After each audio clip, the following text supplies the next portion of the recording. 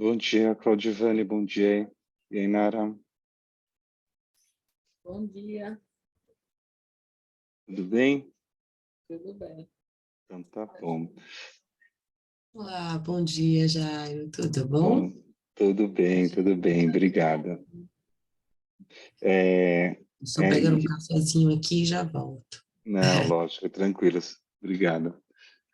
Claudivane, só passei aqui para saber se está tudo bem, tudo certo, precisa de alguma ajuda? Não, tá tudo tranquilo, já, tá tudo Ah, certinho. então tá bom, precisando de alguma ajuda, é só mandar um WhatsApp para gente aqui.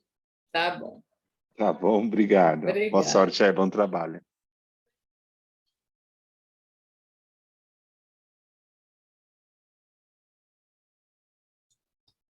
Claudivane, a gente começa às 8h30, é isso?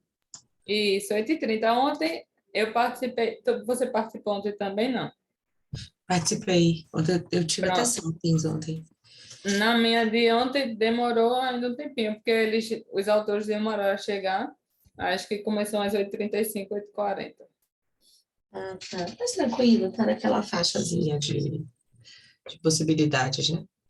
É, que o tempo é até ok. Vamos ver se É. vem todos os autores, que o de ontem também, faltou um. Não, não Ah, foi. que bom.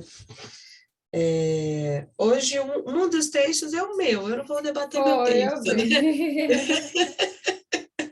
Então, enfim, conto com a contribuição de vocês, mas acaba tendo mais tempo, né? Porque eu não, enfim, é como se fosse um texto a menos. Aí quando você falou do tempo, eu fiz o cálculo, eu fiz, não, mas está faltando um texto. Eu falei, ah, não, é o meu mesmo que está faltando. Então acaba sobrando um tempinho. Ótimo. Muito Tá. obrigada, tá? Obrigada pelo Ah, apoio também. obrigada Então, também. terminar aqui, fazer meu cafezinho para ficar tomando um cafezinho enquanto a gente está na sessão. Tá certo. Tá bom? Você está virtualmente ou você está na fé? Não, estou virtualmente.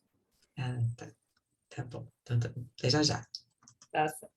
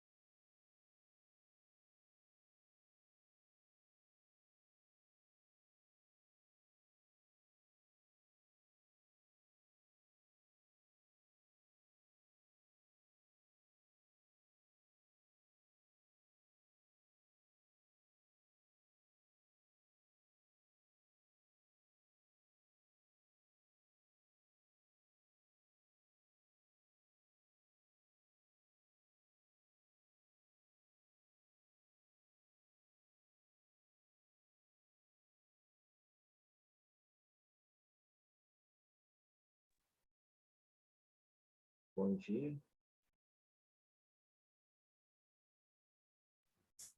Um dia.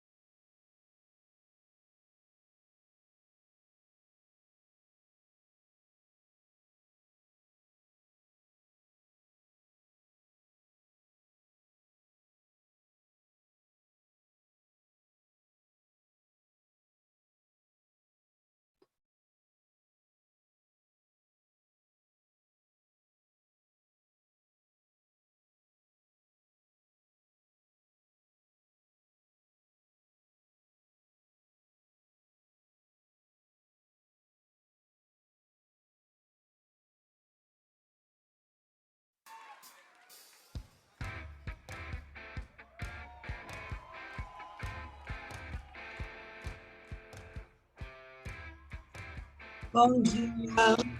Bom dia. Bom? Sim. Bom dia. Coloquei uma musiquinha aqui para começar nosso dia. Vocês estão ouvindo? Sim.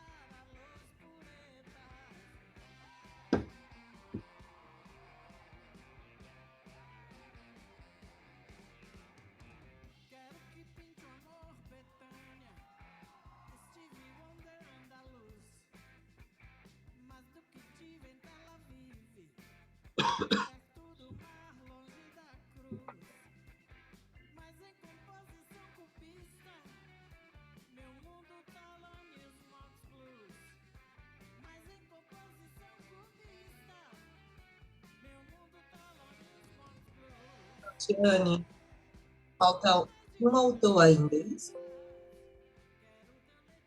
É, agora chegou. Eu acho que sim. Deixa eu só confirmar aqui pelos vídeos. Robson já está. Diego, você. Porque do outro trabalho é Valéria, Mozart e Juliana. Isso.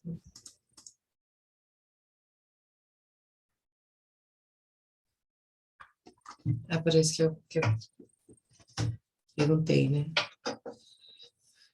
Seja bem-vinda, Adriane.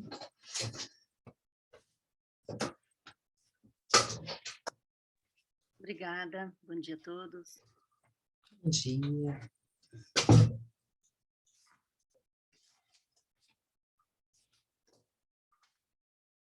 A gente espera até umas 8h35 para... Isso, para ver se entra.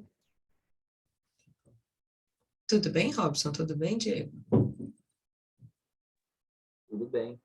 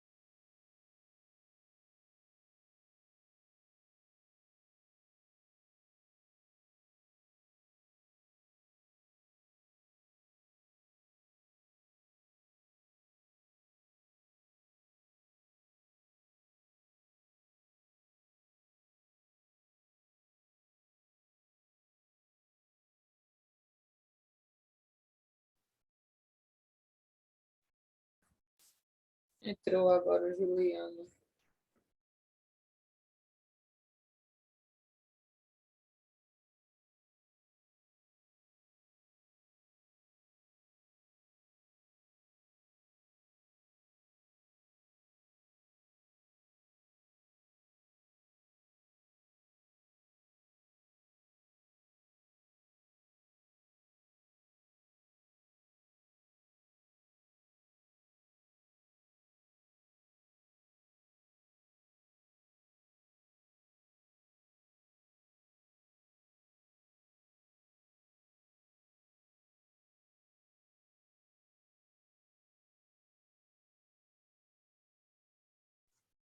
Olá, Juliano, bem-vindo, tudo bom? Acho que ele não está ouvindo a gente, tá?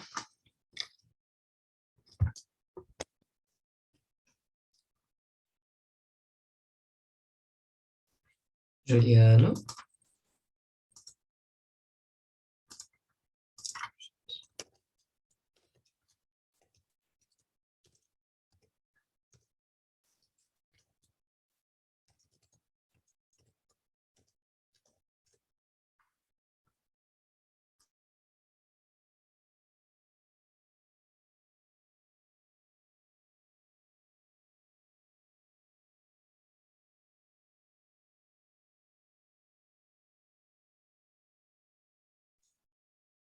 Juliano.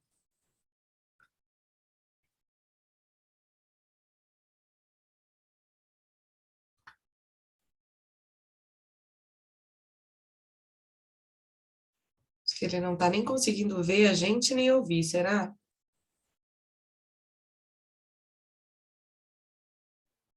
Acho que não tá. É como se tivesse desativado o áudio. Talvez alguma coisa, eu acho.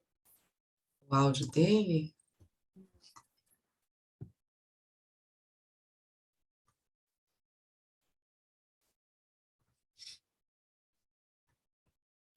Agora acho que ele está ouvindo. Olá, Juliano, tudo bom?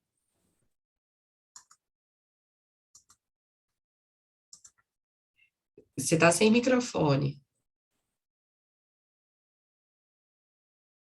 Conecta só o microfone. Tá.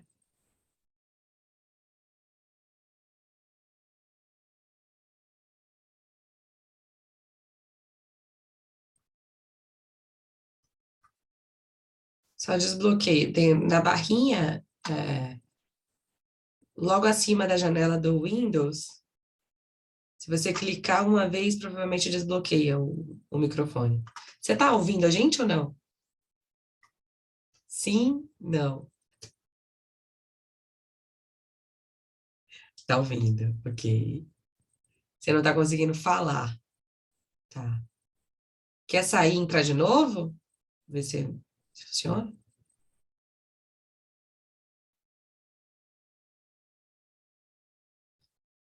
Não.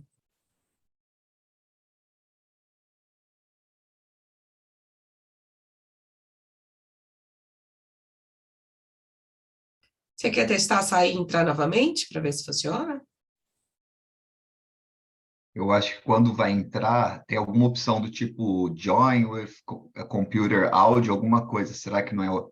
Ou na própria configuração aí, Juliano? Não sei. Você pode, acho que, selecionar diferentes áudios, não sei. Talvez sair e entrar de novo pode ser uma boa. Pode funcionar, né?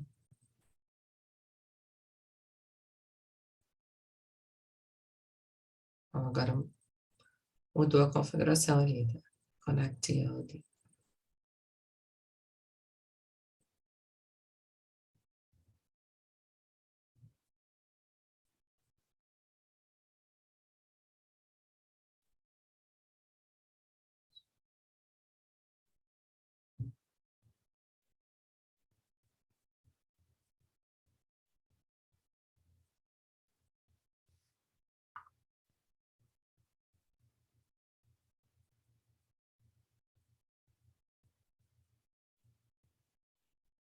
Não estamos te ouvindo.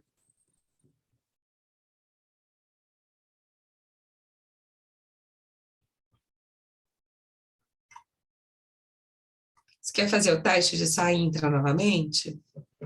Vê se funciona.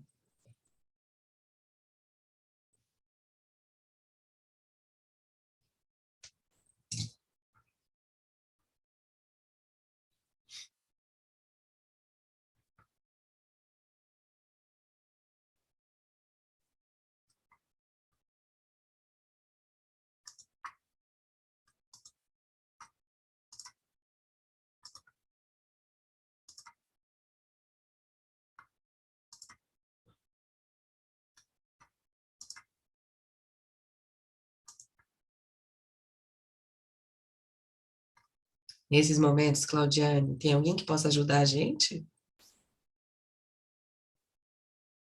Então, eu acho que não. Mas deixa eu perguntar, Jairo. Tá bom.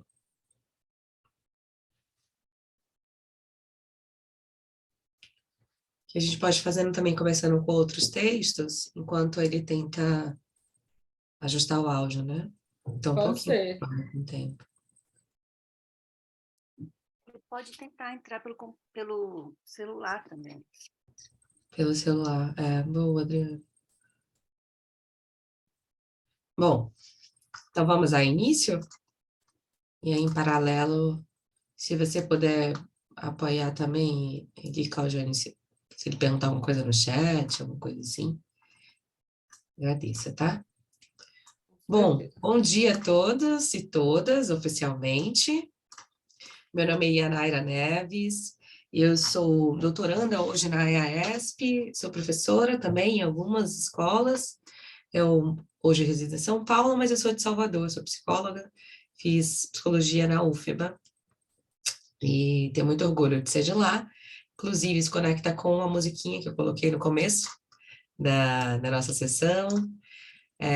Acho que, enfim, todo mundo aqui sabe, né? A gente ontem teve uma perda muito grande para a cultura brasileira. A Gal Costa veio a falecer. Aí a gente deixou aqui uma musiquinha que toca em diversas esferas, mas hoje ela fica para celebrar essa pessoa que foi importante para a história do Brasil. Então, eu vou agradecer imensamente a professora Cíntia pelo convite e a Claudiane pelo apoio em todo o processo, desde o WhatsApp até e-mails que não chegaram, né, Claudiane? Muito obrigada.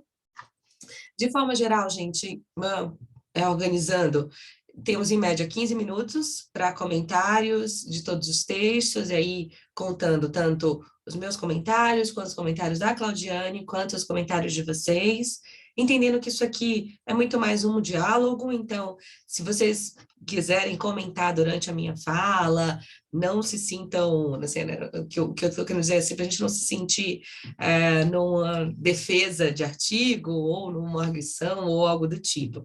É muito mais um bate-papo para a gente entender como colocar esses papers todos em revistas o mais rápido possível. Então, não faz, assim, eu sou uma das autoras dos textos que estão aqui hoje, acho que não faz muito sentido eu comentar o meu próprio texto, então eu conto com a colaboração de vocês, se vocês leram, tem algum comentário, muito obrigada. E, por fim, eu vou quebrar um pouquinho o protocolo, e além de passar o vídeo, eu vou pedir para que vocês comentem rapidinho, após o vídeo, qual é o contexto do artigo de vocês. Se tem a ver com uma tese, ou com uma dissertação, ou se é algum, enfim, de algum outro projeto de pesquisa. Eu acho que nesse momento que, querendo ou não, a gente está todo mundo aqui em momento de manuscrito, e mexendo no texto, isso acaba fazendo diferença. Eu posso também contar um pouquinho do meu. Então, a gente vai falar de 4 textos, um é o meu, que é a perspectiva positiva dos trabalhadores de plataforma frente à burocracia. A gente vai falar da lógica institucional na construção da inovação colaborativa, do Robson Castro, do Instituto Federal de Educação, Ciência e Tecnologia de Minas Gerais, e do Mozart José de Brito, da Universidade Federal de Lavras. Vai falar da cronologia da conduta institucional do Estado no mercado da cachaça, o Juliano, da Universidade Federal de Lavras, a Valéria Brito, da Universidade Federal de Lavras, e o Mozart, da Universidade Federal de Lavras também, e Frame of Industries 4.0, do Diego, da Universidade Politécnica de Madrid, o Alberto Iglesias, da Universidade Politécnica de Madrid, e a Mercedes Halvo, da Universidade Politécnica de Madrid. Muito obrigada. E agora, acho que a Claudiane vai passar o primeiro texto, é isso? Isso. Aí o primeiro, por aí, tá para mim, tá a lógica institucional. É isso mesmo? Pronto. Para mim também. Certo. Vou- Obrigada. Tudo bem, Robson, para você ser o primeiro? Pode, sem problemas.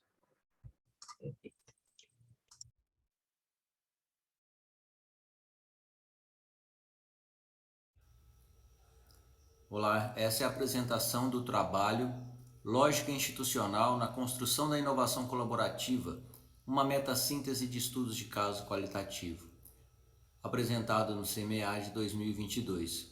Os autores sou eu, Robson de Castro Ferreira, e Moza José de Brito. Como ponto introdutório, vem havendo uma reformulação das políticas públicas quanto à pesquisa e inovação no mundo, e com uma redução da participação do Estado na financiamento e condução dessas pesquisas. Em contraponto a isso, você tem um aumento da competitividade entre os mercados, que acaba por exigir uma crescente inovação como uma forma de manutenção do crescimento das empresas e principalmente das economias dos países. Diante disso, a inovação colaborativa então acaba se apresentando como uma opção para esse processo inovador, tendo então a capacidade de adaptar mais facilmente essas demandas, principalmente quando olhada nas interações interorganizacionais. Então, diante disso, uma pergunta que nos foi levantada é como a lógica institucional atua na construção da inovação colaborativa. Então, o objetivo deste trabalho é entender como os tipos de lógicas institucionais se apresentam e impactam a construção e a condução da inovação colaborativa. Para o referencial teórico, entre outros, vou destacar alguns conceitos. O primeiro é o conceito da lógica institucional como aquela variável que molda a compreensão de atores do comportamento, considerando significativo também ser moldado e modificado pelo comportamento desses mesmos. O Thornton é que nos coloca isso.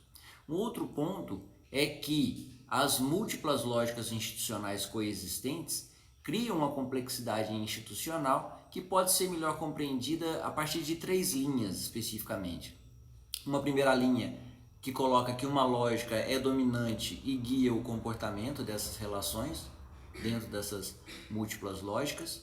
Um outro ponto de que essas múltiplas lógicas acabam se confrontando, lutando entre si e alternando entre modelos de dominância contínua, alternando entre liderança e esses modelos de trégua ou breves períodos de trégua.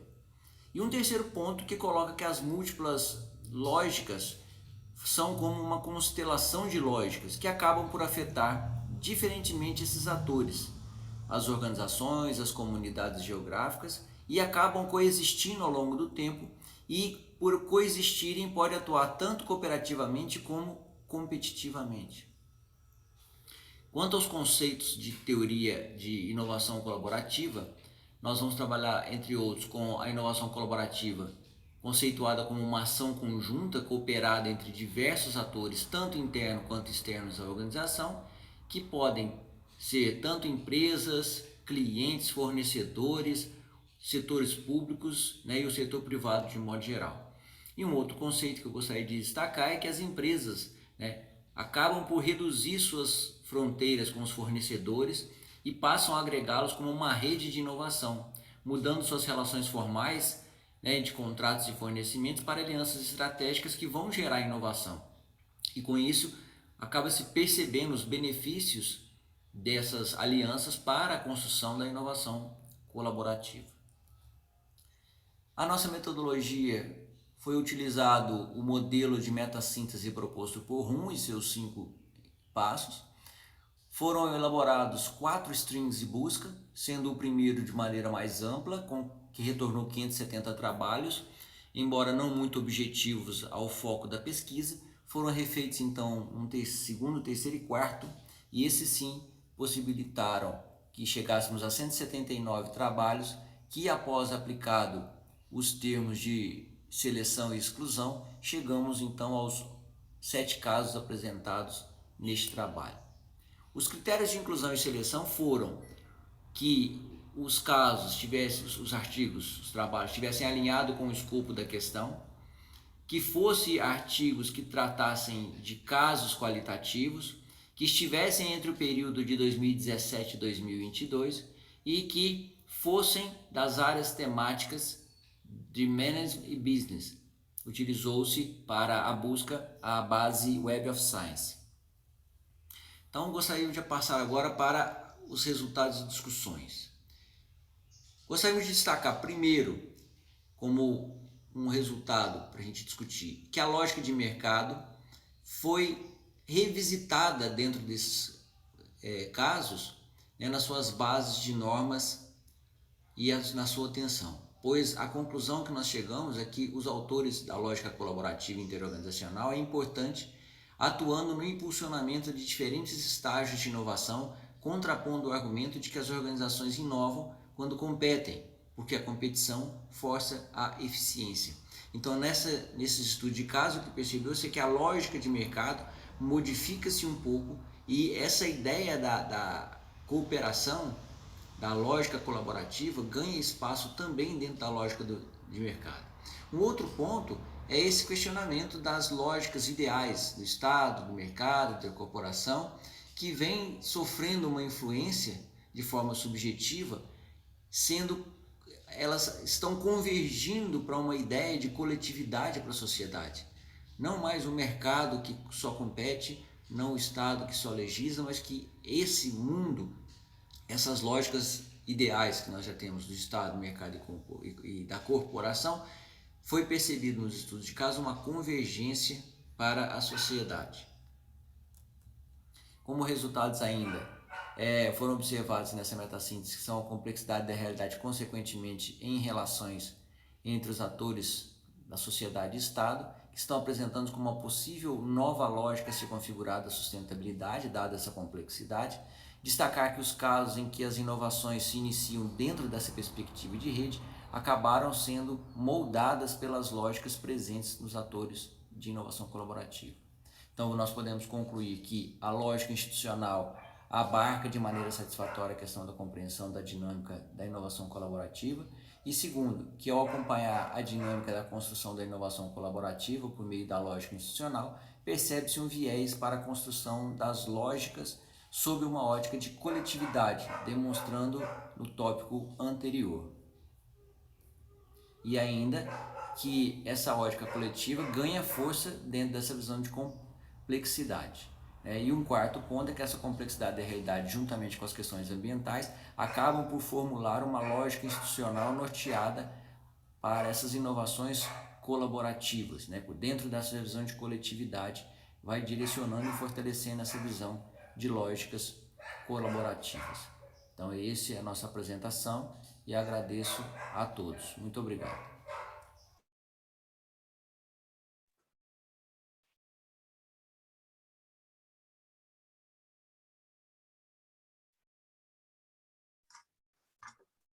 Muito obrigada, Robson, pelo vídeo.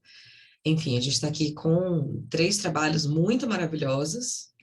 Parabéns, todos os autores. Realmente são, enfim, trabalhos muito bons. Acho que tem muito potencial para estar publicando, realmente. Eu queria que o Robson começasse contando um pouquinho qual é o contexto, Robson, do seu trabalho. Quando eu entrei, a minha proposta inicial para o professor de doutorado era justamente estudar essa questão da lógica e dessa questão da inovação colaborativa, dado que a minha experiência no Instituto Federal de Minas Gerais, nós trabalhamos com a implantação de um polo da Embrapi, que hoje virou já unidade da Embrapi, que é a empresa brasileira de pesquisa para a indústria, e justamente dessa minha experiência de como esses agentes tão diversos têm que trabalhar. Você tem a Embrapi, que é uma OCIB, você tem o Instituto Federal, que é uma autarquia, você tem as empresas, você tem a Fundação, no caso, a gente trabalha com a Fundação Arthur Bernardes, que é uma empresa do terceiro setor, e justamente por trabalhar como gestor de projeto, como pesquisador, eu fui diretor do campus durante a implementação, eu visualizei na pele a necessidade de entender como é que essas várias lógicas, né, vão trabalhar ou vão atuar dentro desse modelo colaborativo. É um modelo interessante que dá resultados. Então, a minha pesquisa veio um pouco ao contrário, foi de uma experiência prática, né, dessas minhas experiências, dos meus confrontos e agruras, que identifiquei essa intenção de trabalhar num doutorado nessa área. Então, esse é o cenário que eu fiz essa pesquisa. Muito legal, muito interessante. Enfim, acho que dá outra perspectiva, né? Depois de ler o texto, ouvir de onde é que vem a história do texto, acaba mudando muita coisa. Parabéns pela sua experiência. Bom, eu vou falar alguns, de todos os textos, eu vou trazer alguns pontos, e aí olhando como se eu estivesse olhando talvez numa revisão, como sugestões.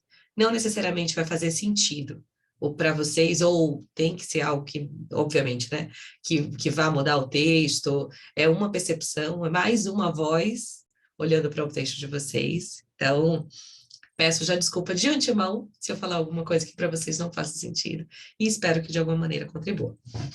Então tá. Robson, parabéns pelo texto. Tá, assim, muito bem escrito, especialmente a sua metodologia está muito clara, o percurso metodológico muito bem delineado, muito interessante alguns achados que você traz, como, por exemplo, os diversos nomes, né? Então, assim, você encontra lógica comunitária, colaborativa, aninhada, lógica social, etc. Enfim, isso traz uma riqueza dos seus resultados muito interessante.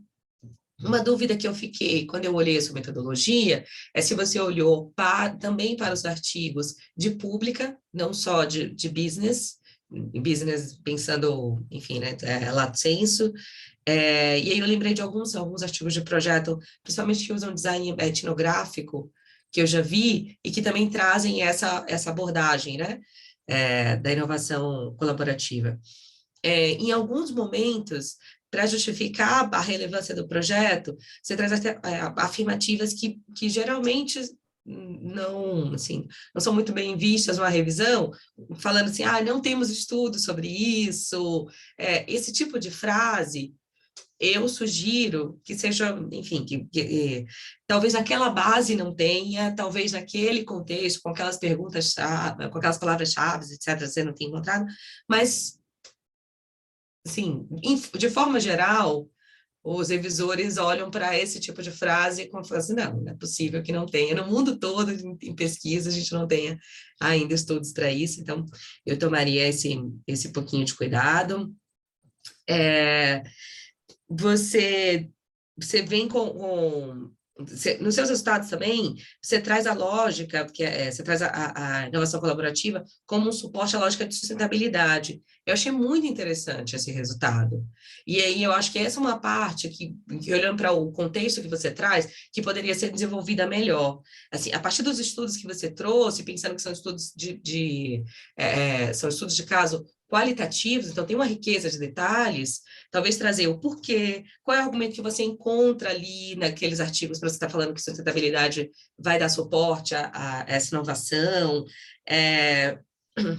A sensação também que eu tenho é que provavelmente você tinha isso, mas para recortar para o artigo do Congresso, a gente tem que fazer alguns cortes de tesoura grande, né? Assim, então, assim, lendo aparenta também isso. Então, enfim, é sempre um desafio mandar para um Congresso o artigo.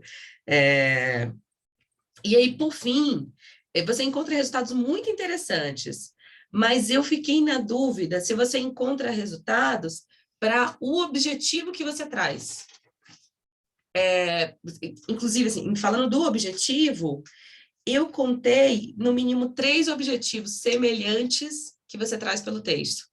Você fala, como os arranjos de inovação colaborativa são moldados, como a lógica institucional atua na construção da inovação colaborativa, como os tipos se apresentam, impactam na construção.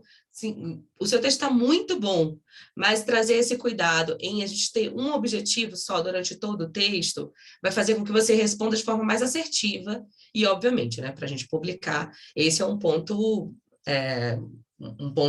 chave, vamos dizer assim. Aí tem algumas coisas bobas, referência, hora tá ABNT, hora tá APA, hora tem algum outro modelo que, enfim, seja uma outra base, que eu acho que isso é mais detalhe, mas só para a gente ter cuidado. De forma geral, os comentários que eu tinha de sugestão, né, de prestar atenção, seriam esses. O texto está muito bom, eu acho que está bem, todos os textos, na verdade, todos os 3 textos estão muito bem escritos, tem resultados muito bacanas, assim, acho que realmente contribui para o que a gente está olhando de lógicas e inovações colaborativas. E a minha pergunta, se você tem, por fim, né, se você tem algum tipo de interesse em fazer uma nova busca, entendendo essas outras possibilidades de pesquisa, como você trouxe, da comunitária, da colaborativa, aninhada, social, etc. Você pode comentar um pouquinho agora? Sim, eu estou até agora numa segunda disciplina, trabalhando numa revisão justamente de recortes teóricos, me aprofundando nesses recortes teóricos que trabalham essa questão da lógica de sustentabilidade especificamente e dando um enfoque para práticas, teoria das práticas. Então, está sendo muito interessante, porque eu já consegui identificar 3 recortes, não vou entrar em detalhes aqui, mas basicamente um que tenta conjugar essas 2 teorias, um que trabalha a ideia da gestão, tentando analisar modelos de projetos, ineficiência corporativa, dentro dessa relação sustentabilidade, lógica de sustentabilidade e teoria das práticas, e um outro com enfoque de organização, tentando entender o indivíduo nas relações com a organização, como é que isso aí, através das práticas, teoria das práticas, podem afetar as lógicas. Então, você tem uma ideia que vem das lógicas para as práticas, da lógica de sustentabilidade para mudar as práticas, e você tem uma outra que trabalha de como as práticas, a teoria das práticas, acabam por formatar e trabalhar a teoria das lógicas. Está virando um outro artigo que a gente espera terminar até o final do semestre. Muito legal. Claudiane, como estamos de tempo? Eu ia sugerir agora que o Diego, o Juliano, enfim, né, a Maria Angélica, a Julieta também comentassem, mas eu não sei como é que a gente está de tempo para saber quanto tempo a gente tem para essa rodada. Tá ok, dá tempo ainda, se eles quiserem comentar algo. Diego, Juliana, Maria Angelucci, na verdade, Maria Angélica. Querem comentar algo? Oi, eu só peço desculpas, porque é o seguinte, eu estou fazendo um giro por diversas salas, dependendo do tema. E, na realidade, nessa sala, o tema que me interessa é a holocracia. Então, eu, infelizmente, não pude assistir a essa primeira, porque eu estava em outra sala. Tá bom? Mas eu cumprimento ao autor só pelo fato de estar apresentando no SEMEAD. Joia, Julieta, a gente vai comentar daqui a pouquinho. Se você tiver lido o texto previamente, a gente já agradece de antemão o comentário sobre o texto da democracia também. Bom dia. Bom dia. Eu estou também, na verdade, eu vou ficar o tempo todo aqui nessa mesa hoje pela manhã, mas não é, eu vou estar amanhã em outra, né? Apresentando em outra, mas os temas que realmente me interessaram muito e o trabalho que foi apresentado agora excelente, e os teus comentários também, né? Não somente os teus comentários, mas a forma de fazê-los. Eu queria parabenizar, registrar, acho que a gente aprende demais, assim, né? E depois vou ler com mais atenção, Robson, seu trabalho, sim, porque a temática já me interessava, né? E conhecê-lo aqui, ficou aqui, sim, na lista daquilo que vai servir depois para a gente, dentro do grupo de pesquisa que eu trabalho, a gente aprofundar nossos estudos. Então, é agradecer e dizer que eu vou ficar quietinha, porque, infelizmente, acordei hoje com muitos sintomas gripais. Estou aqui à base de uns remedinhos, tá? Obrigada.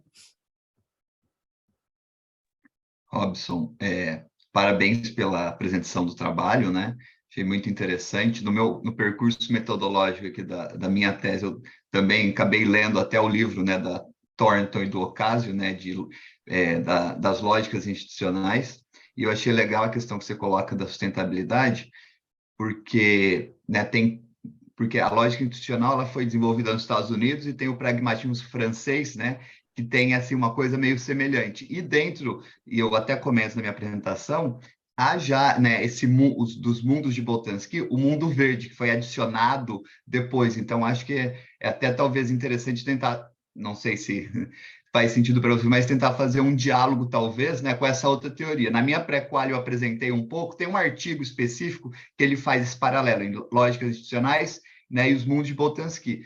Um dos orientadores me deu um cacete em relação a isso, falar, são perspectivas diferentes, mas, né, há espaço aí para fazer esses paralelos entre essas duas teorias, que é mais ou menos o que eu tento fazer nesse meu artigo, só que eu acabo indo mais para o Boltanski que para lógicas institucionais, mas me interessa muito também esse assunto, e parabéns aí pelo trabalho. Eu também não conhecia, acho que eu não tinha visto nenhum trabalho dessa meta-análise qualitativa de artigos, então também achei que foi bem interessante isso.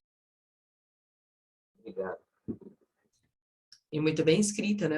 Assim, o passo a passo que você traz, Robson, no texto, está muito bem escrito. Assim, parece uma aula de metodologia de como fazer a meta-análise de estudos qualitativos. Realmente foi muito bom. E fora a contribuição prática, né? Acho que também tem uma contribuição prática muito forte no seu texto. Bom, Juliano, quer fazer algum comentário? Não sei nem se seu microfone está funcionando. A gente... Seu microfone está parecendo desligado para a gente. Agora... E agora? Agora? Perfeito! Finalmente eu consegui. Não estava conseguindo, pessoal. Bom dia, tudo bem? Desculpa. Eu estava com falhas de conexão mais cedo. E aí eu tive que reinstalar o Zoom. E agora parece que está tudo bem. Bom, eu sou colega, né? Eu com o Robson, nós trabalhamos juntos. Nós participamos do mesmo grupo de estudos aqui em gestão como prática social, né? Eu gostaria mais de parabenizar, né, o Robson por esse trabalho, muito interessante, também li o trabalho, e eu gostaria, assim, de deixar uma questão, né, que eu tinha lido esse trabalho e agora na apresentação me deu esse insight. O Robson, como que você entende essa convergência da lógica do Estado, do mercado e da corporação, se eu não me engano, é isso? Né? Você acha... Oi? O que foi identificado é que nessa questão da colaboração, dessa necessidade da complexidade, você vê, por exemplo, o Estado sendo bem visto, principalmente na parte do financiamento de pesquisa, uma vez que ele não tem o resultado do lucro, então aquela exigência do lucro, você vê esse Estado, pelo menos no estudo de caso que fica claro, como ele é bem visto nesse esquema. O ponto do mercado especificamente é que o que se observou, que foi observado nos casos, é que aquela lógica de uma empresa inovar para ela poder ser competitiva e eficiência, está se trocando espaço para que essa lógica do mercado comece também o seguinte: empresas trabalhem junto para, a partir daí, poder ter inovação e efetividade.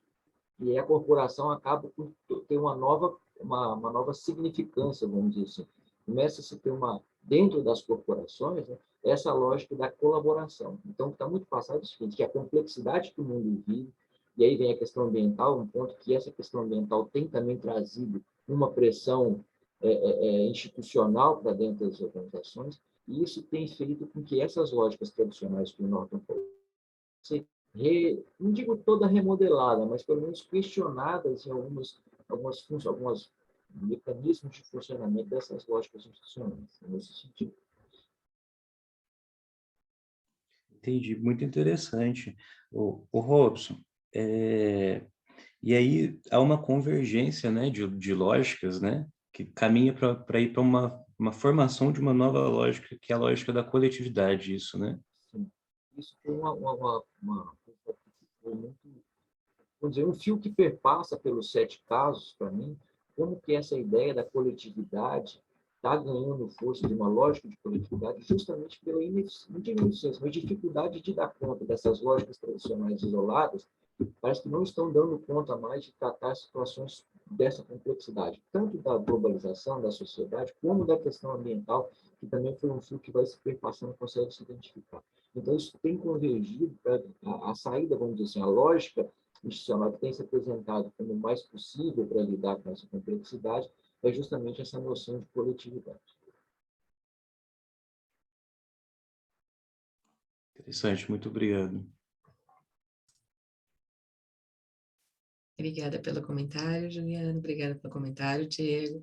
Robson, por último, eu vi em um congresso na semana passada que eu estava, inclusive, eu vi um artigo sobre competição. Confesso que eu não conheço o conceito, mas pode ser enfim, pode ser um caminho interessante também para estar contrapondo a essa questão da colaboração, né? Eu gosto mais da colaboração, mas o argumento que o autor usava na apresentação do artigo para a competição, enfim, era um autor sueco, se não me engano, era muito interessante, assim, intrigante de se conhecer Me melhor. mandar no link, eu gostaria também de ter acesso a esse. Sim, posso capturar o artigo ou o contato dele e passar para você. Vou deixar meu contato aqui no chat depois. Mas achei, enfim, achei intrigante, vamos dizer assim, intrigante o conceito de competição, né?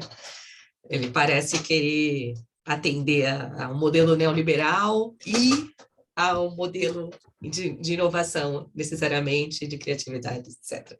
Enfim. Tá bom. Claudiane, acho que a gente pode ir para o próximo. Agora Eu queria seria... agradecer as colaborações, as sugestões, muito obrigado. Eu acho que isso é válido, muito válido, porque às vezes a gente fica tão imbuído em escrever e perde um pouco dessas visões. É muito interessante. Muito obrigado pela colaboração de vocês.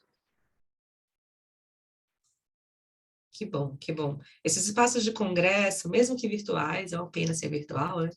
Mas é muito bom para a gente estar falando sobre. Às vezes a gente só falando sobre o artigo já cria tantos insights. Muito interessante, né? Que é isso mesmo que você falou. A gente fica fechado no nosso texto, na escrita, acaba não conseguindo dialogar com outros aspectos possíveis. Ok. Nosso segundo texto é a cronologia da conduta institucional do Estado no mercado da cachaça, do Juliano. Juliano Silva, Valéria Brito e o Moça Brito, da Universidade Federal de Lavras. Isso? Você coloca para a gente o vídeo, por favor, Claudiane? Sim, agora mesmo.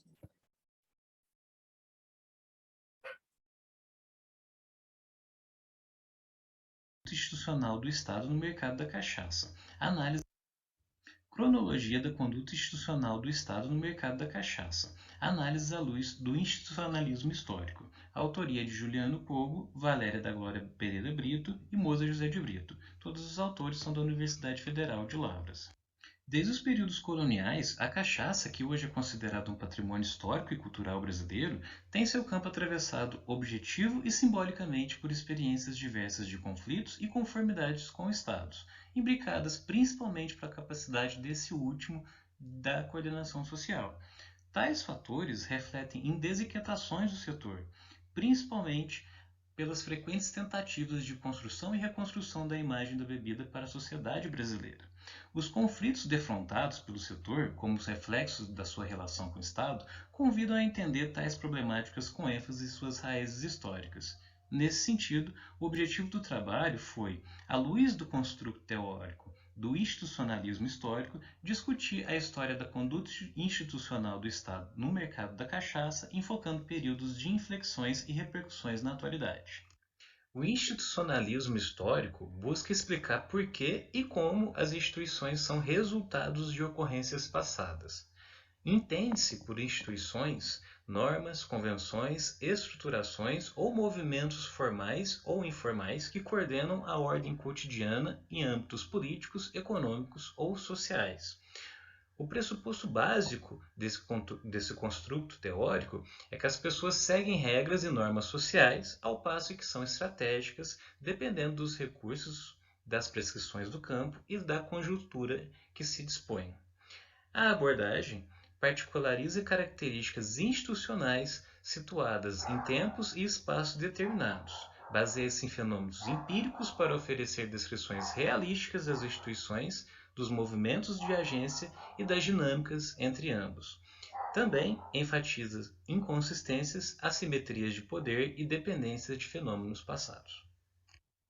A pesquisa, de natureza qualitativa e descritiva, teve sua coleta de dados a partir de fontes documentais, como pesquisas, revistas, jornais, dentre outros, entrevistas semi-estruturadas com 20 produtores de cachaça em até um raio de 80 quilômetros do Núcleo de Estudo e Pesquisa em Gestão como Prática Social da Universidade Federal de Lavras, entrevistas semi-estruturadas do Ministério com agentes do Ministério da Agricultura, Pecuária e Abastecimento e também com o Instituto Mineiro de Agropecuária, além de entrevistas com entidades representativas do campo da cachaça, que no caso foram a Associação Nacional de Produtores de Cachaça de Qualidade e o Sindicato das Indústrias de Cerveja e Bebidas em Geral do Estado de Minas Gerais.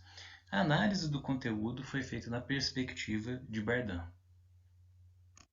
A partir dos dados utilizados, foi possível dividir 3 macros períodos do comportamento institucional do Estado no mercado da cachaça. O primeiro deles refere-se à conquista do Estado brasileiro pelos portugueses à independência, né? Nesse período, houve o consumo da cachaça associado às camadas mais pobres da população, principalmente as pessoas escravizadas. A cachaça também teve um momento de competição muito acirrada com o vinho e a bagaceira portuguesa, que fez a coroa ter um comportamento opositor à produção e ao comércio, né? Tanto que a cachaça foi associada aos movimentos de independência do Brasil, enquanto a coroa portuguesa taxava e proibia a produção e o comércio, né? E mais ao fim do período, também houve a condecoração da cachaça como um símbolo de nacionalidade e resistência do povo brasileiro. Passado esse período, a gente tem o período da independência à redemocratização do Estado, mais especificamente de 1822 ao fim da década de 1980. Nesse período, ficou bastante marcado o comportamento da elite brasileira com a identificação ao comportamento europeu, né? O que influenciou muito a conduta do Estado. Então, a cachaça novamente é percebida pela sociedade como uma bebida marginalizada, há um desinteresse, há um hiato de atividades do Estado para com o setor da cachaça, e isso oportunizou, né, diversas práticas de produção e comercialização clandestina, né? Essas práticas de produção, elas ressoam até a atualidade pelos produtores, como obstáculos para a produção e a comercialização. Já em um último período, mais especificamente do final da década de 1980 até os dias atuais, principalmente ali no final dos anos 90, há um aumento da demanda da cachaça no mercado externo. Isso fez com que diversas organizações públicas e privadas criassem políticas públicas para desenvolver o setor, né, legislações, estratégias, a criação de entidades representativas, como a ANPAC, como o CID Bebidas, né? O Decreto Federal 4062 de 2001, que legitima a cachaça como patrimônio nacional, inclusive dá propriedade do nome cachaça para a bebida produzida no Brasil, o estabelecimento de programas de certificação de qualidade e a dissolução parcial do comportamento institucional hostil do Estado. Por fim, além das características desses 3 macro-períodos, é importante destacar que foi percebida a ambivalência do campo da cachaça em sua relação com o Estado. Isso porque os produtores eles acreditam que o Estado ele teve uma mudança de comportamento, principalmente de 1990 para cá, mas não percebem, ou pelo menos não participam, de qualquer política pública voltada para o desenvolvimento do setor.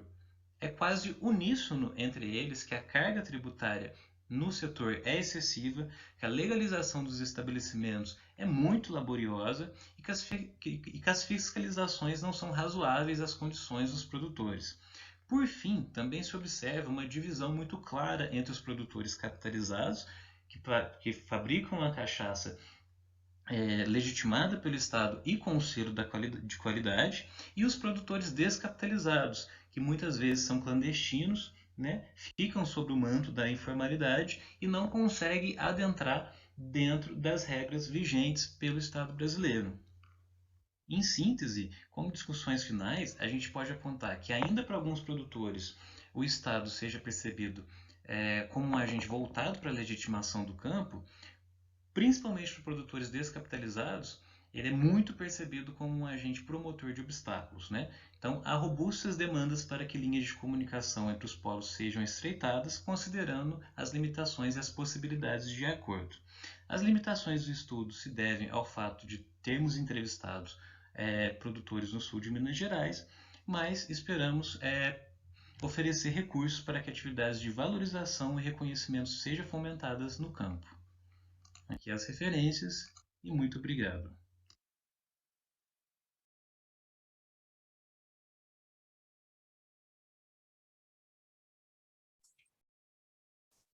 Parabéns, Juliana, pelo texto. Eu começo dizendo que a cachaça como símbolo de nacionalidade e resistência no Brasil me encantou. Foi realmente assim, acabou sendo um texto não só que tem a contribuição teórica, prática, mas um texto também muito bonito, vamos dizer assim, me tocou particularmente. Parabéns. Muito bem escrito. Você consegue comentar um pouquinho para a gente o contexto dele? Da sua pesquisa de doutorado, de mestrado? Bom, essa pesquisa é uma pesquisa que se iniciou no início aí do meu mestrado, em 2018, né? Que eu fui colhendo dados, né? E aí o meu foco de estudo, aliás, o meu construto teórico, ele passou a ser as lógicas institucionais. Eu trabalhei com lógicas institucionais, né? Mas aí eu dei continuidade aí até quase 2021 a esse trabalho. Eu ainda fui recolhendo dados, né? Muitas coisas também eu utilizei na construção da minha dissertação, na época do mestrado. E aí acabou tendo essa oportunidade, né, de fazer esse trabalho para o SEMIAD, né? E aí eu agrupei os dados, as entrevistas que eu tinha feito quando a proposta da minha dissertação era trabalhar com o institucionalismo histórico, né? A minha dissertação acabou também sendo sobre cachaça, é um dos objetos de estudos que a gente trabalha aqui na Universidade Federal de Lavras, né? E acaba também que esse trabalho é meio que uma parte, né? Uma parte complementar aí, né? Que ajudou a construção de dados da minha dissertação. Sobre a questão do patrimônio histórico e cultural, apesar de eu não ser um consumidor de fato de cachaça, também é algo que me admira, também é algo que um produto pouco percebido pela sociedade brasileira, né? E eu acho interessante a gente trazer, né, trazer luz à discussão dos nossos símbolos, né, da nossa cultura, né, e de toda a história que carrega essa bebida. Muito legal, parabéns. Bom, como eu falei já no texto do Robson, eu vou trazer aqui alguns comentários que podem fazer sentido ou não fazer sentido. Se alguma coisa para você não fizer sentido ou de alguma forma você não concorde de jeito algum, por favor, me desculpe, já peço desculpa de antemão, tá bom? O primeiro ponto que eu ia trazer é que o texto está extremamente bem escrito e estruturado. Parabéns. Sim, acho que isso é algo bem difícil, ainda mais quando você está falando, assim, é um pedaço de um trabalho, você trazer essa estrutura e essa boa escrita, realmente é algo que valoriza muito. Quando a gente pensa assim, na desk, geralmente é o que realmente pesa, assim, para passar na desk, ter um texto muito bem estruturado, muito bem escrito, acaba pesando, sim. Você já começa localizando muito recortado e muito bem qual é o institucionalismo que você está utilizando, você está mobilizando uma perspectiva específica, que você traz ao debate ali a questão histórica, sociopolítica, você sai dessa lógica essencialista, né, e deixa claro de onde você está falando, delineando essa mente teórica, assim, parabéns. Muito legal. Em alguns momentos, eu acho que você flerta até com a crítica, assim, e volta, não, assim, voltar aqui para o sensacionalismo. Quanto aos resultados, achei muito ricos os resultados, eu acho que tem oportunidade, uma maior conexão com o desdobramento que você faz com a atualidade, assim. Durante boa parte dos seus resultados, você vai trazendo ele historicamente e se desconectando do atual. Mas em vários momentos eu lia e percebia que tem conexão com o que a gente tem hoje em dia.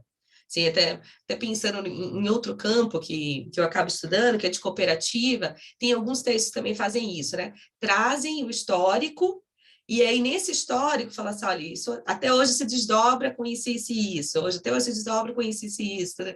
Então, durante o histórico, eu acho que você tem algumas oportunidades de estar fazendo esse diálogo também. Como eu falei, eu acho que pode inspirar, de alguma maneira, tem muitos textos muito bons sobre o histórico de cooperativas, de alguns elementos, inclusive símbolos também brasileiros, que podem estar dialogando. Interessantíssima as diferentes perspectivas dos produtores frente a essa referência, né, do público, que me remeteu muito a questão, assim, do que eu vejo hoje nesse outro campo, até da cooperativa, de quem tem apoio e consegue financeiramente se sustentar dentro dessa lógica e quem não consegue. Essa parte, eu acho que seria um resultado que você poderia explorar mais, pensando que isso traz uma contribuição prática, para além de teórica, obviamente, mas uma contribuição prática, a evidenciar esses pontos. Assim, o que é essa dificuldade? Tudo bem, eles acabam sendo, de alguma maneira, precarizados, tem muito mais dificuldade, mas deixar isso mais claro, quais são vamos dizer assim, quais são os problemas de forma mais explícita, e deixar mais explícita também, o seu objetivo de texto está muito claro, mas a sua pergunta de pesquisa não ficou tão clara. Eu até perguntei, assim, coloquei no Ctrl+F, pergunta, e a histerismo, a interrogação, assim, mas quer dizer, qual a pergunta? E algumas revistas buscam isso de cara, então isso pode também ser enfim, uma questão, e se me passou também, acaba sendo a oportunidade de deixar isso mais explícito, mas enfim. Deixa eu ver se tem mais algum comentário aqui. E por fim, nas suas limitações, você traz a limitação do desenho de pesquisa. O desenho de pesquisa acaba sendo uma escolha. Sim, então, o fato de você ter feito só com determinados vamos dizer, donos de cachaçaria, é um nome específico que agora me falha a memória, mas enfim, não necessariamente é uma limitação, é um desenho de pesquisa seu, que foi uma escolha sua, mas eu acho que o que você supõe a partir desses resultados, mas que você não consegue avançar nem responder com os seus resultados, isso acaba sendo a limitação. Isso é algo que a gente encontra várias vezes em final de artigo, né? A minha limitação é que eu estudei só os produtores de cachaça de tal região. Isso é desenho de pesquisa, não é necessariamente limitação. O fato de você ter estudado só eles deixou que lacuna teórica, que lacuna prática. É isso que você pode trazer como limitação, que acaba sendo, obviamente, novas pesquisas, etc. Né?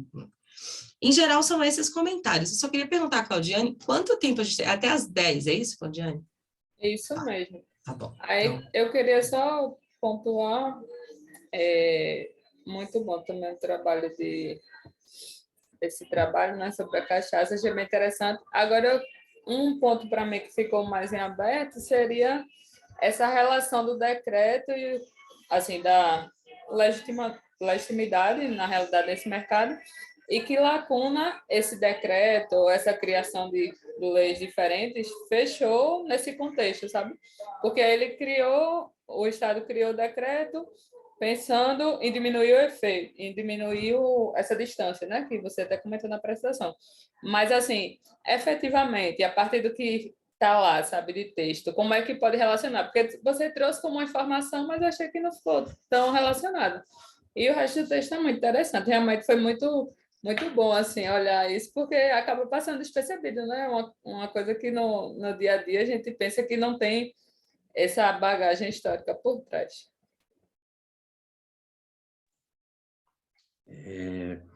Bom, primeiramente, sobre a questão da Yanara, né? Sobre essa divisão, né? A gente observa que o campo da cachaça ele é um campo bastante misto, né? Em que produtores, como eu disse na apresentação, tem os capitalizados e os descapitalizados, né? E aí os descapitalizados, eles não conseguem atender toda a legislação disposta no campo pela cachaça, né?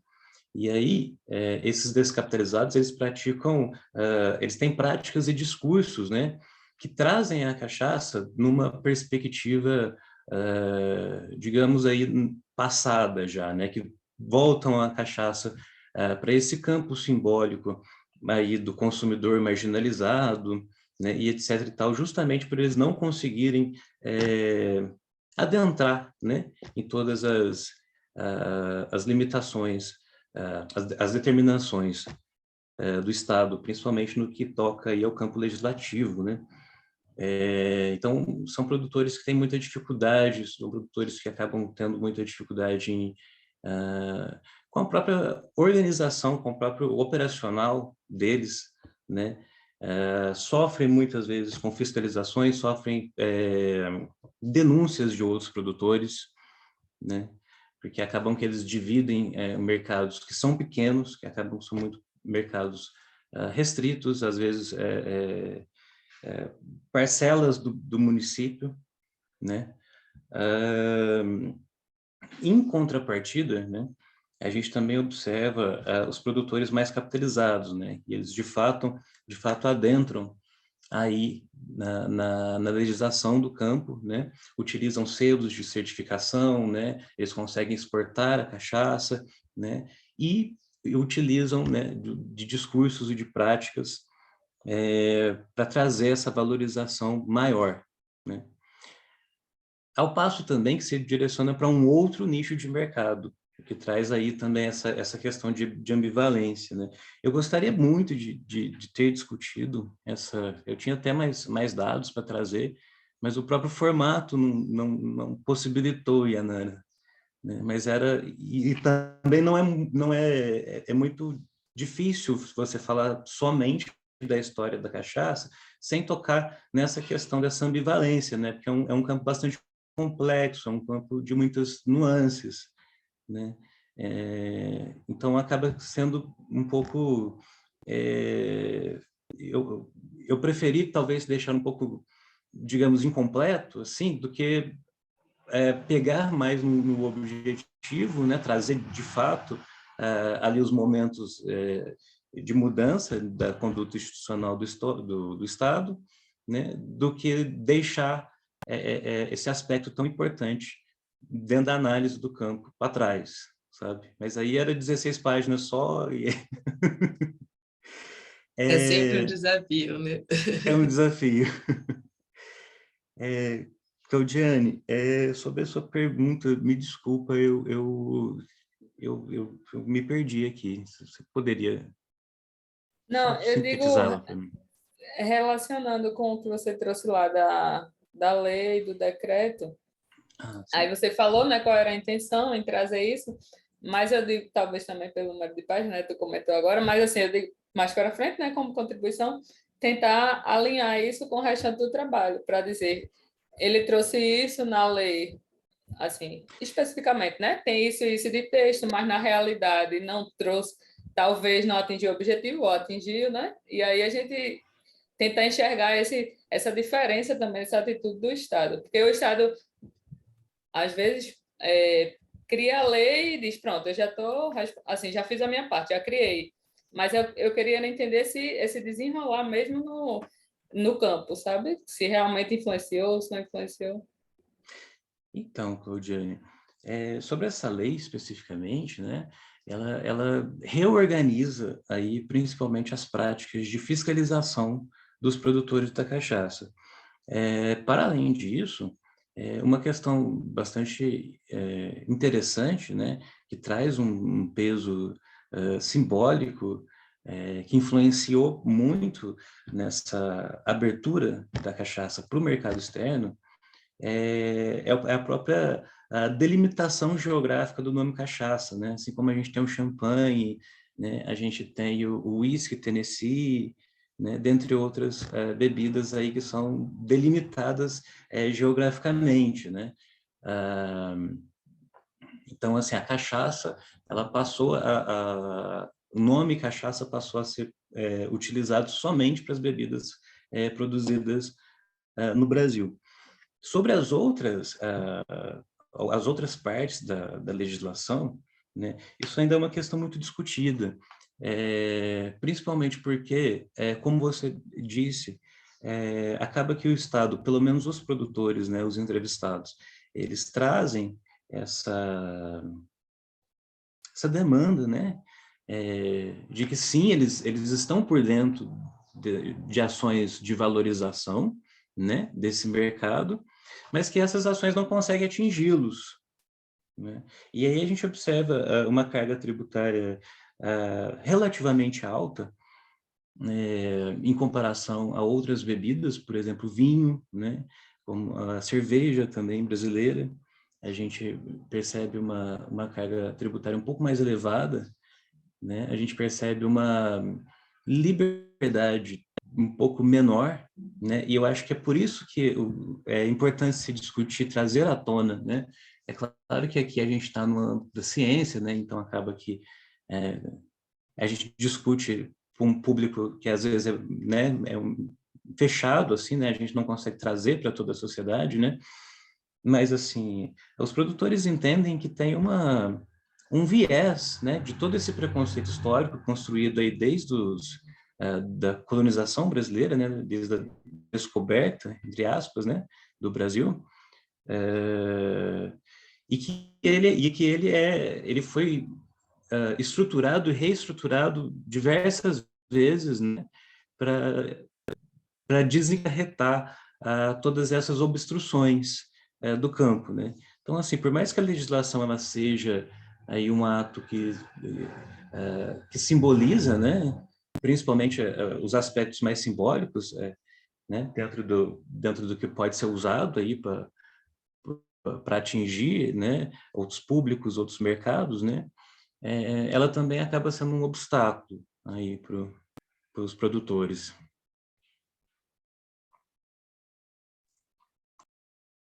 Excelente. Robson, Diego, querem fazer algum comentário rápido? Digo rápido pelo nosso tempo mesmo. Só parabenizar e destacar o quanto que é interessante quando você começa a buscar nesse institucionalismo histórico origens para uma série de práticas ou situações que às vezes passam desapercebidas. A gente consegue ver as consequências disso, mas esse tipo de trabalho é muito interessante quando você resgata esse sentido histórico do institucionalismo, para ver que são coisas muito mais profundas do que simples soluções. Isso é muito válido porque o mundo hoje a gente quer coisa muito superficial, ou não é, pode ou não pode, e esse tipo de trabalho traz uma contribuição muito grande para entender que não são tão simples, né? Sejam as chagas, as agruras, ou as conquistas e as evoluções, elas não são passos de mágica. Então, parabéns, porque isso faz uma contribuição muito grande para a gente entender a realidade, como ela existe mesmo. Só queria acrescentar que eu sou um apreciador do seu objeto de estudo. Eu sou originalmente de Mirassol, do Noroeste Paulista, e tenho um engenho, Dom Táparo, que agora está ficando famoso, ele cresceu muito, né, e está exportando, e no Brasil também, né, a cachaça Cabaré, acho que eles investiram muito em marketing, né? Então, eu já fui lá incontáveis vezes, desde que eu sou mais novo. E eu gostei muito do seu trabalho na parte, está muito bem escrito, em especial na parte teórica, porque eu estou fazendo a tese em 3 artigos, e o terceiro ainda estou meio, eu não sei o que fazer. E talvez eu vá nesse caminho do institucionalismo histórico, né, então acho que é interessante, mas você acabou não fazendo isso no seu mestrado, né? Como acho que pelo que você explicou, foi mais em lógicas, né? Mas de qualquer forma, muito legal. Excelente. Dá tempo para mais um comentáriozinho rápido? Dá, sim. Então, eu sou Julieta, eu sou pesquisadora na Federal de Santa Catarina nas áreas de redes interorganizacionais, então nada a ver com cachaça. Mas o assunto eu achei, né, caí de paraquedas, mas eu só queria me lembrar, testemunhar que na década de 90 eu fiz um mestrado na Alemanha, e como todo campo, sempre tem festa. E a cachaça brasileira estava no mesmo nível que uma vodka russa, e extremamente considerada como uma bebida de marca nacional, né, isso na década de 90. Então, talvez falte, a nível interno, fazer uma promoção nesse sentido, né, uma coisa realmente com grife, digamos assim, que na Alemanha é considerada grife. Outra coisa é, aqui no sul do Brasil, eu estou em Curitiba, a gente já tem assim uma cultura de valorização da cachaça. Então, ele também é considerado, é chique você dar um presente, uma cachaça de boa marca, tá bom? Mas parabéns pelo estudo, muito bom ter esse tipo de estudo científico, né, com relação a produtos nossos. Isso aí. Excelente, obrigada pelo comentário também, Juliano. Juliano, quer fazer comentários finais rapidíssimos para a gente ir para o último artigo? Eu só queria agradecer mesmo as contribuições, né, do pessoal. Sobre o institucionalismo histórico, é uma perspectiva que eu gosto muito, né? Eu trabalho aí com as lógicas, trabalho com o trabalho institucional também, né? Mas eu acho que quando a gente trabalha, adentrando um pouco aí no que o Robson disse, né? Com instituições, digamos, um pouco mais consolidadas, né? Um pouco mais enraizadas, assim, né? Em um determinado campo, eu acho que o institucionalismo histórico ele vem trazer essa perspectiva intermediária, né, aí, né, que dá direcionamento ao agente entre toda essa simbologia aí que é do institucionalismo, e fugiu agora, gente, sociológico, né, e também essa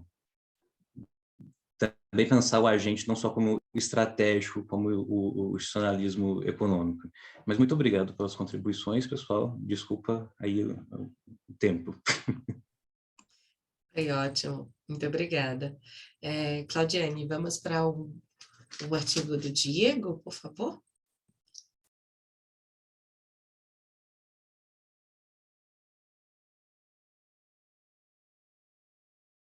Professor na Universidade Federal de Mato. Olá a todas e a todos, eu sou Diego Fogaça, professor na Universidade Federal de Mato Grosso do Sul e doutorando na Universidade Politécnica de Madrid e na Universidade Federal de São Carlos. Vou apresentar o artigo Frames of Industry 4.0 Comparing Companies and Trade Unions in Spain and Sweden. Normalmente, quando a gente fala de indústria 4.0, a gente associa a tecnologias relacionadas a ela, como IoT, Big Data, inteligência artificial. No entanto, a implementação da indústria 4.0 ela não reflete apenas demandas técnicas, mas inclui também questões ligadas ao ambiente social e político, ou que a gente poderia chamar de forças institucionais. Nesse sentido, o objetivo desse artigo é analisar a institucionalização da indústria 4.0 em empresas e sindicatos nesses dois países. Então, partindo de uma perspectiva neo-institucional, nós fazemos essa análise, mais especificamente em relação à linguagem como um elemento importante na construção de instituições, o que normalmente é chamado de institucionalismo retórico ou institucionalismo discursivo. Vai realizar uma análise de framing ou de enquadre, e usando como referência as Economies of Worth, os mundos de Boltanski e Thevenot, e que tem seu paralelo com as lógicas institucionais. Na análise de enquadramento, ela define problemas, diagnostica causas, faz julgamentos morais e sugere soluções. Os atores sociais normalmente usam um conjunto de valores pré-estabelecidos e concepções do bem comum para justificar e enquadrar suas ações. E esses mundos de Boltanski inicialmente eram 6: inspiração, doméstico, cívico, de opinião ou fama, o mercado industrial, e mais tarde foram, em certa medida, adicionados 2 outros mundos, o verde ligado à questão ambiental e o de rede ou baseado em projetos ligados a novas formas do capitalismo. A nossa coleta de dados para as empresas foi na empresas de capital aberto, tanto na Suécia quanto na Espanha, as 20 maiores empresas. Nós analisamos os seus relatórios anuais de 2016 até o presente. Então, na Espanha foram analisados 214 documentos e para a Suécia 328 documentos em que buscamos a expressão indústria 4.0 ou neologismos ligados a ela, incluindo aí quarta revolução industrial. O método de coleta de dados para sindicatos, buscamos nas maiores federações de sindicatos dos dois países, no caso da Espanha, a Unión General de los Trabajadores e Comisiones Obreras, em que a gente encontrou 23 documentos em cada, e 3 federações de sindicatos na Suécia, a LO, SACO e a TCO. A gente não encontrou nos seus sites oficiais menções à indústria 4.0, então a gente apelou para entrevistas escritas, que por sua vez também foram encaminhadas para representantes dos sindicatos da Espanha. Para análise, 2 investigadores independentes fizeram inicialmente uma análise indutiva, né, de todo o material coletado, para ver quais categorias emergiam, e depois uma análise dedutiva, né, de contagem quantitativa, usando para isso os mundos de Boltanski. Então, como exemplo, aí a gente tem algumas expressões que encontramos que nos relatórios e nas entrevistas que estão associados, por exemplo, o mundo industrial, ao mundo verde, de mercado e de redes ou projetos. Como resultado da institucionalização da indústria 4.0 nas empresas, nós vemos que na Espanha, um pouco mais da metade das empresas havia alguma menção à indústria 4.0, enquanto na Suécia era um pouco menos da metade. Essa pequena diferença, imagina que pode ser explicado pelos diferentes setores que compõem essas 20 maiores empresas. Como a gente pode ver na Suécia, no setor de serviço, há um número maior de empresas e já seria esperado que houvesse menor menção à indústria 4.0 nesse setor. Porque a indústria 4.0 surge inicialmente como a ideia de digitalização da manufatura, então mais ligados a empresas do ramo industrial, ainda que atualmente ela esteja, né, se espalhando por outros setores. E quando a gente faz essa estratificação por país, aí na Espanha a gente realmente vê, né, que na área de materiais básicos, indústrias, utilities, comunicação, né, há percentualmente uma menção maior à indústria 4.0, enquanto na área de bens de consumo e financeira, nenhuma. E a Suécia segue mais ou menos essa mesma tendência. Em relação ao enquadre, ao framing das empresas da Espanha, nós vemos que a maior parte está ligado ao mundo industrial, seguido pelo mundo do mercado, redes e algumas menções também à questão ambiental e cívica.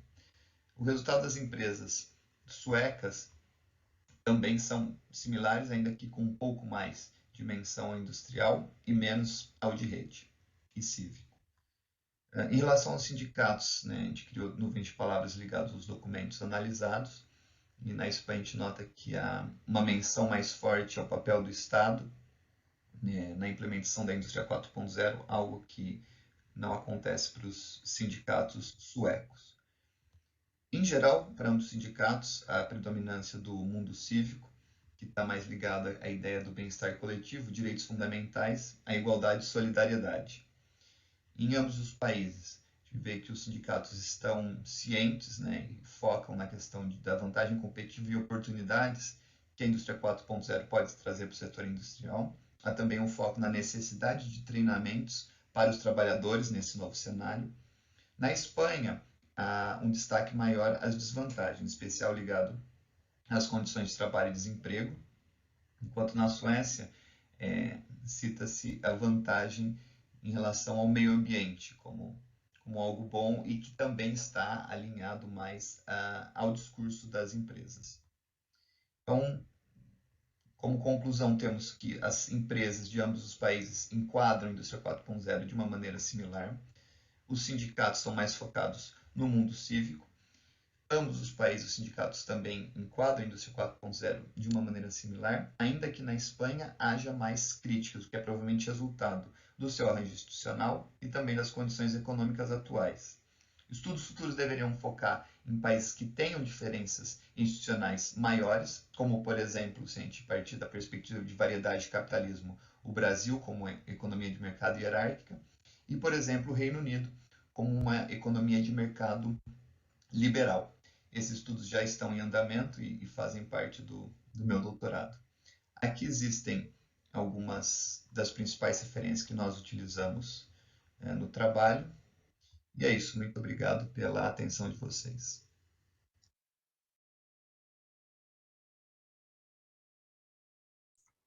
Muito obrigada, Diego. Parabéns pelo trabalho. Muito bem escrito, principalmente a sua seção de Research Problem. Tem muito padrão internacional, assim, muito bem escrito, fica muito delineado.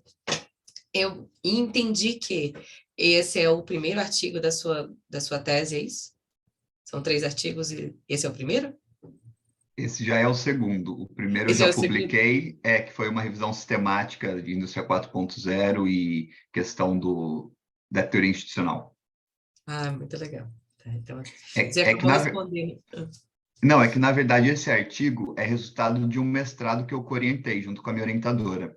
Então, a gente teve pouco tempo, o aluno escreveu em inglês, ele tinha inglês muito bom, mas não ótimo. Então, eu ainda tentei fazer uma revisão, e a gente teve pouco tempo entre a defesa dele e enviar, então, assim, eu ainda acho que o texto está um pouco longe, assim, do que deveria estar, mas foi o que a gente conseguiu. E teve um outro aluno também, de mestrado, que eu orientei, que daí ele investigou Chile e México, mas daí ele escreveu em espanhol e o trabalho ficou... Esse aluno de mestrado era muito bom, ele me ajudou bastante, assim. Muito legal. É muito bom quando a gente tem orientando bom assim, né? Ah, gente, dá um up na carreira, enfim. Eu confesso a você que o seu texto é que tem a visão ontoepistemológica mais distante da minha, inclusive. Então, se eu falar qualquer coisa que seja, enfim, da minha visão, você ignora e não tem problema. Eu já vou flertar mais com a crítica, então, assim, vou olhar para modelos de econômicos com D'Artaud e Laval, então, vai ser bem distinto, bem longe, né? Vou tentar trazer algumas coisas que contribuam, mas caso não faça sentido, você pode ignorar. Tá, então, fazendo esse primeiro introdução, né, da minha visão, de onde é que eu estou falando, algo que, para mim, ficou como uma sugestão, vou ser bem objetiva até pelo tempo, desenvolver a compreensão desses aspectos multifatoriais. Muito interessante, o trabalho todo é muito interessante, a comparação que você faz, dessa questão do comportamento hegemônico, neoliberal, né, para as empresas, o papel do Estado, dos sindicatos, assim, o que me toca é, a Espanha, por exemplo, ela tem um histórico de movimentos sociais, de movimentos políticos, que faz muito sentido dentro desses resultados que a gente encontra ali, flertando com a questão da precarização do trabalho, de uma referência, de até uma reforma neoliberal, trabalhista, etc. Assim. Esses pontos eu acho que poderiam justificar e também evitar que numa revisão o revisor, ou enfim, o editor-chefe, né, trouxesse a questão assim, tá, Diego, mas você pegou exemplos e colocou dentro do frame que já existe. Eu preciso que você justifique melhor ou que você aprofunde melhor essa compreensão para que não seja uma exemplificação do frame. Não que seja, tá? Não é. Mas o meu cuidado é para que você não tenha essa resposta, mesmo não sendo. Se for uma pessoa que tem uma perspectiva mais crítica ainda que a minha, vai falar assim, não, mas você pegou um frame e ilustrou o frame, vamos dizer assim, tá? E não acho que seja isso que você fez, e acho que tem muito, pelo que você está trazendo, inclusive, quando você fala assim, é um mestrado, com certeza você vai ter todas essas sugestões que eu estou falando, né? Assim, quais são as nuances que tem por trás desses resultados, por que você tem diferença em resultados, principalmente nessa questão do papel do Estado entre a Suécia e a Espanha, entender, compreender como isso acontece, mais do que o retrato, e, enfim, mais uma vez, a gente está dentro de um modelo pequenininho de artigo, de congresso, então a gente tem que cortar um monte de coisa, Então, fica como sugestão, mas como mais uma vez, se não tem nenhuma relação com a sua lente ontoepistemológica, só ignora o que eu estou falando e está tudo bem também, tá bom? Tá muito bom o seu texto, enfim, eu acho que tem claramente, inclusive, a contribuição empírica, né? A gente conseguir entender qual é o cenário dos dois países, você justificando a diferença contextual, e gostei muito também que já quero ler o seu próximo artigo, que é comparando Brasil e Inglaterra. Super interessante. Quando você traz isso, eu já tô interessada em ler seu terceiro artigo da tese. Comenta um pouquinho para a gente.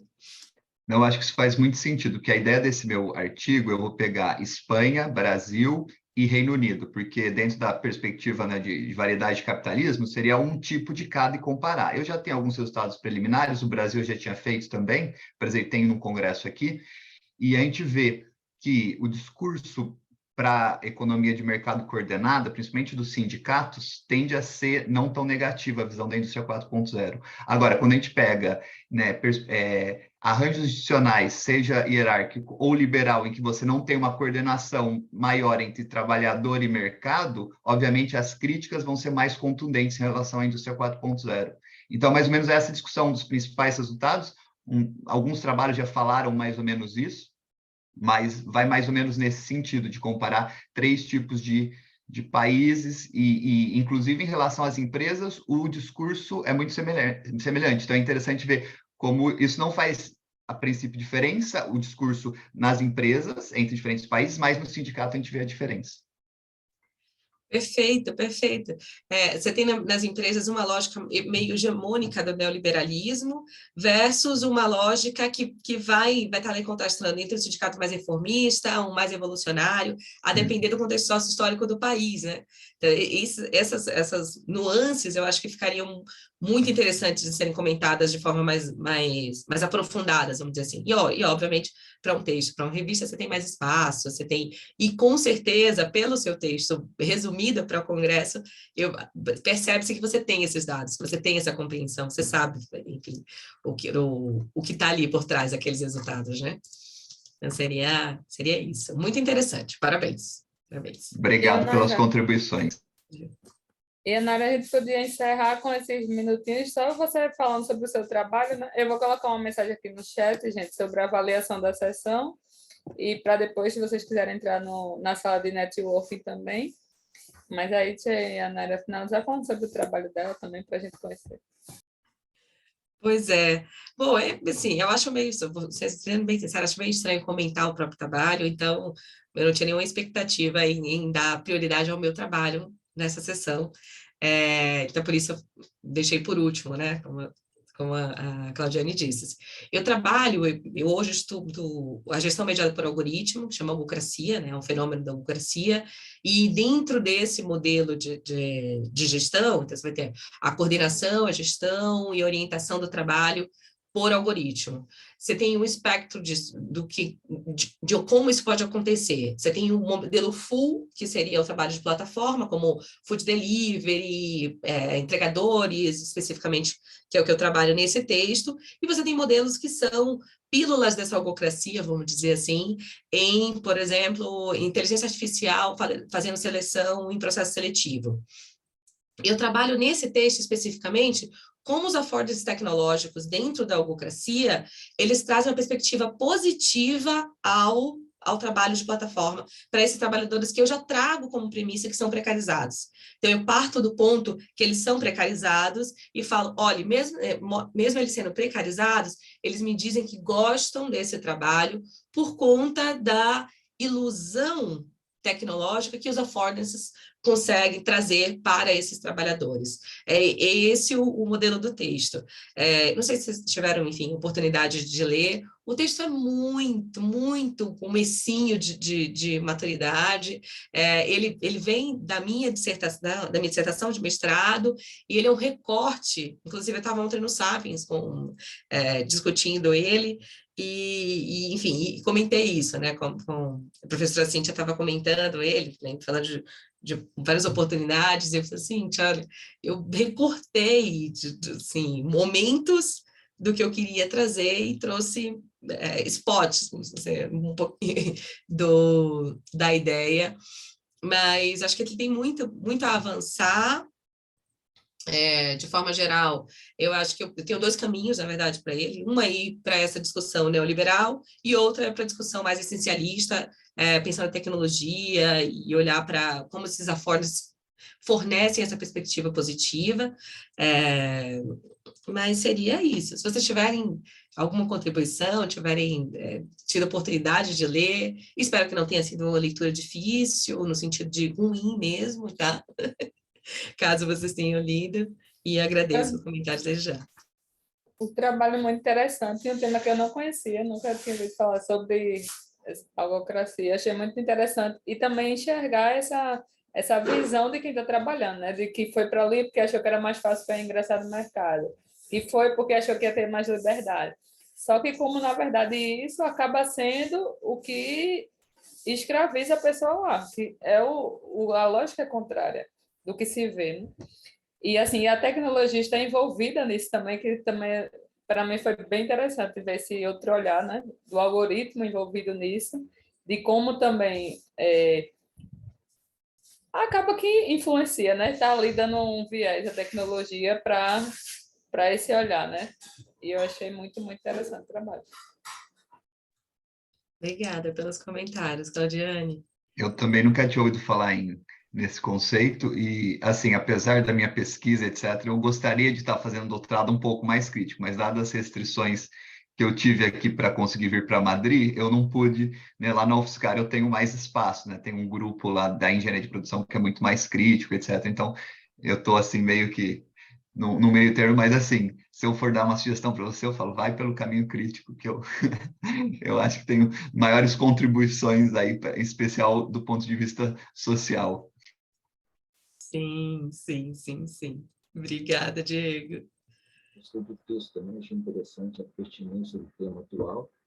E eu estava vendo um artigo que mostrava, dentro dessa lógica sua, como esse estudo é interessante, uma outra lógica, como que o Uber mundialmente está começando a ter problemas, até que eles colocavam, como é que ele vai conseguir controlar isso para continuar existindo, que é justamente como essas questões trabalhistas estão começando a vir à tona nos países em termos de regulamentar, ou seja, tentar puxar isso para o modelo mais convencional e mais tradicional. E principalmente o efeito disso, que a gente não para pensar, e acho que a grande contribuição do trabalho é isso. Esse novo modelo de advocacia, como as pessoas se inserem nisso, como é que elas veem nisso, eu acho que também a visão crítica faria boas contribuições para algo que realmente tem se expandido e merece que seja lançado luzes aí a respeito para melhores compreensões. Parabéns. Muito obrigada. Perdão, Yanara, você gostaria de falar? Não, só agradeci mesmo. Pode falar, sim. Não, na verdade, eu só queria elogiar o trabalho de vocês, achei muito interessante, né? O Diego, ele traz esse construto dos mundos de Boltanski, né? Mundo de Boltanski, que eu não tinha ouvido falar ainda. Achei muito interessante, achei que conversa bastante também com as lógicas institucionais, aí principalmente na fundamentação base, né, lá do Friedland e o Freud, que eles trazem lá a lógica do capitalismo, a lógica do Estado burocrático, etc., né? Pelo pouco que eu pude entender, eu consegui perceber essa ligação, eu acho que traz essa categorização também, que está ali dentro da mesma linha, achei bastante interessante, depois quero procurar saber mais sobre essa teoria, né, do Boltanski. E, Anara, gostei demais do seu trabalho, gostei demais, achei muito interessante, achei uma discussão extremamente pertinente, a minha tese, que agora que eu estou, de fato, delineando para que lado que vai ser, também conversa um pouco com a economia de plataforma, né? E aí também me passam essas questões pela cabeça, né? Dos algoritmos, mas os algoritmos são neutros, né? A quem os algoritmos estão servindo, né? Então, acaba que essas questões, elas passam bastante pela minha cabeça também, né? Achei interessantíssimo, só elogios. Muito obrigada, Juliano. Parte da minha pesquisa, não necessariamente de doutorado, né, mas em pesquisa paralela, eu pesquiso também cooperativas de plataforma. E aí, até quando eu comento, né, a questão das cooperativas e os pontos de contato com o que você traz, dos descapitalizados versus capitalizados, vem desse lugar. E acho que sim, não sei se você realmente continua com esse campo, mas tem um contato bem grande, assim, entre plataformas e cooperativas de plataforma, enfim, e esses arranjos, né, organizacionais do mundo da cachaça. Eu vi várias assim, possibilidades de conversas e diálogos. Não sei, não conheço nenhuma plataforma de cachaça ainda, mas não duvido que tenha também, tem tantas. Interessante, interessante. Vamos trocar mais. Eu também trabalho com cooperativas. A minha tese possivelmente não vai ser na cachaça mais, ou vai ser na cerveja ou no mercado de produtos orgânicos. A gente ainda está... Eu estou com um processo de discussão com o meu orientador. Mas vamos trocar mais, depois pega o meu e-mail, vamos unir forças para a gente se aprofundar mais. Juliano, não sei se você viu, mas eu mandei aí o link de um trabalho que faz essa discussão, que é bem interessante. É um dos artigos que me ajudou muito a conseguir unir essas duas coisas. Interessante. Obrigado, Diego. Obrigado. Eu vou mandar meu contato aqui, pessoal. É isso que eu ia falar, gente. Deixa o contato aqui no chat. Eu deixei o meu, o Robson também deixou o dele. Quer dizer, se vocês quiserem também, né? Fique à vontade, para não deixar. E a gente vai trocando. Bom, passamos 6 minutinhos, Claudiane. Imagina que, assim, desculpa, tomara que isso não afete de alguma maneira o seu trabalho. Não, tudo Mas acho que tranquilo, foi ótimo. foram 6 minutinhos ricos. Gente, só agradecer, muito obrigada pela discussão, especialmente muito obrigada por terem escutado tão abertamente o que eu trouxe de sugestão, como eu falei. Se alguma coisa não fizer sentido, apenas ignorem, está tudo bem. Espero que não tenha ofendido de alguma maneira o trabalho de vocês com o que eu trouxe. Tentei trazer com as melhores visões e melhores votos de publicação mais rápido possível, da melhor maneira possível. Essa foi a minha tentativa de colaboração. Muito obrigada pela manhã, foi muito rico. Muito obrigada, gente. E a Naira, que foi muito, muito bem como moderadora. Sim, parabéns pela moderação aí, pelos comentários. Valeu, pessoal. Trabalhos muito bons, muito interessantes. Um prazer conhecê-los. Prazer, gente. Prazer conhecer e agradecer o momento junto. E vamos continuar em contato. Claudiane, agora a gente fecha? Como é que a gente sai? Isso, pode sair. Vou fechar aqui também. Tá bom. Tchau, gente. Bom semanário. Tchauzinha.